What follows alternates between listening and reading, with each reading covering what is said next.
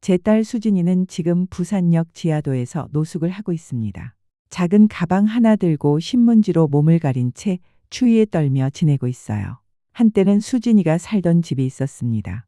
해운대구에 있는 30평짜리 아파트였죠. 그 집을 사기 위해 수진이가 얼마나 열심히 일했는지 제가 다 봤습니다. 신혼 초에는 에어컨도 없이 여름을 나고 겨울에는 전기장판 하나로 버텨가며 돈을 모았어요. 그런데 그 집은 제 딸 것도 아니고 제 외손자 것도 아닙니다. 사위 아버지 명의로 등기되어 있어요. 네, 제 딸 명의였던 집이 지금은 사위 아버지 이름으로 되어 있습니다.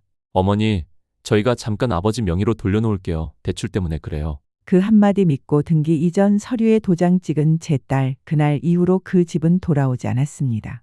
사위는 그 후로 달라졌습니다. 외손자 얼굴도 잘 안 보여주고 제 연락도 받지 않았어요. 저는 이상해서 등기부등본을 떼봤습니다. 거기엔 낯선 이름이 떡하니 적혀 있었죠. 사위 아버지 이름이었습니다.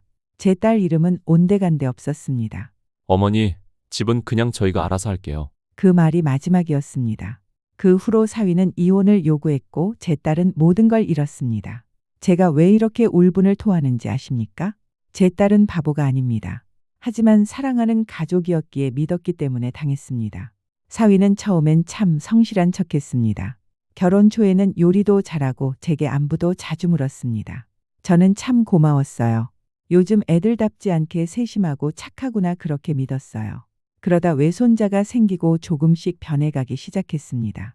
어머니, 저희는 핵가족이에요. 무 깊이 관여하지 말아주세요. 그게 처음 듣는 말이었어요. 그러고는 점점 거리를 두더니 명절에도 안 오고 생일에도 연락 한 통 없이 지내더군요. 어느 날 딸이 울면서 저를 찾아왔습니다.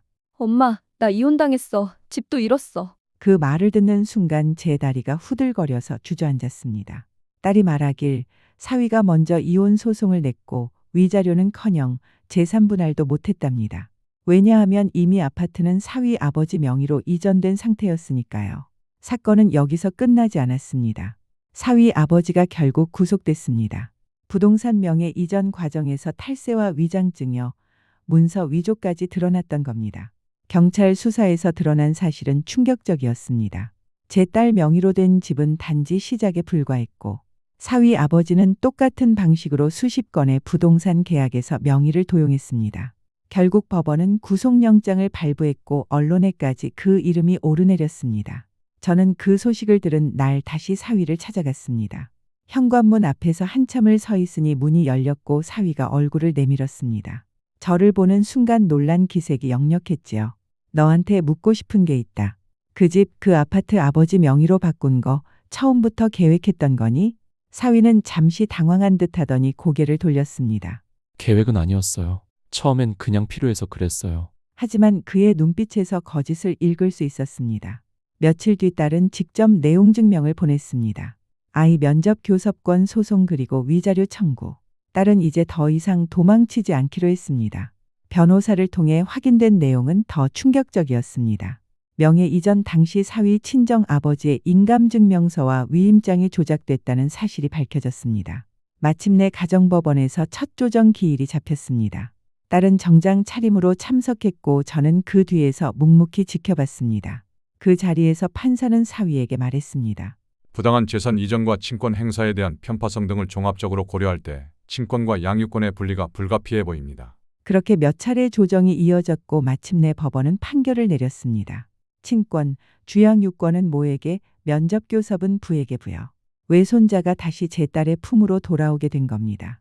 물론 한순간에 모든 게 회복되지는 않았습니다. 아이는 엄마를 낯설어했고 처음엔 말도 잘하지 않았습니다. 하지만 딸은 포기하지 않았습니다. 매일 같이 아이 곁에 있었고 밤마다 책을 읽어줬습니다.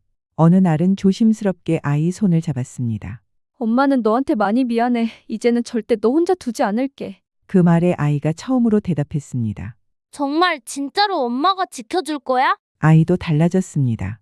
예전엔 눈치를 보고 말이 적었던 아이가 요즘엔 엄마에게도 저에게도 웃으며 말을 걸고 학교 얘기도 하고 친구 자랑도 합니다. 할머니, 나 오늘 100점 맞았어요. 엄마가 만든 김치볶음밥 진짜 맛있었어? 결국 사위는 모든 항소를 취하했고 연락도 끊었습니다. 딸은 그런 사위에게 마지막으로 한 통의 메시지를 보냈습니다. 우린 더 이상 당신을 미워하지 않아요. 하지만 아이를 이용하는 일은 다시는 없었으면 좋겠어요. 저희는 아주 조용하게 하지만 단단하게 다시 시작했습니다. 딸은 이제 직장을 다시 구했고 아이도 학교에 잘 적응해 가고 있습니다. 저는 매일 아침 외손자 도시락을 싸며 하루를 시작합니다. 한때는 무너졌던 저희 삶이 조금씩 다시 조립되고 있습니다. 그리고 저는 마음속으로 다짐합니다. 더는 누구에게도 이 아이와 딸을 빼앗기지 않겠다고.